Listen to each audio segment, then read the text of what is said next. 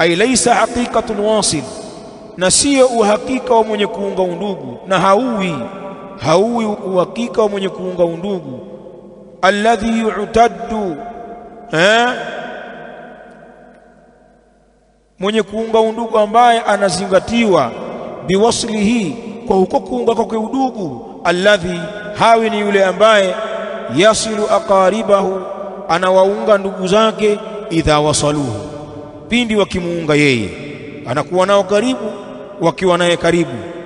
Anafanya hivyo mujazatan lahum ala silatihim, kwa ajili ya kuwalipa wao juu ya kuunga kwao udugu. Analipa wema wanamfanyia. Ama wale wasiomfanyia kitu, na yeye pia hana habari nao, bali anaweza kasema kila mtu na maisha yake, tusizoeane, si ndio? Naam. Na kuna maneno ya mjini huku watu wanadhani kama ndio maneno ya dini. Anayekukimbilia kimbilie, si ndio? Maana asiye na habari na wewe chana naye. Kwenye mambo ya ndugu hamna mambo haya. Ndugu unaweza kuwakimbilia kweli alafu hawana habari na wewe, lakini ndio ndugu zako. Ibada hapo ni kuwaunga. Dini inadhihirika hapo bwana.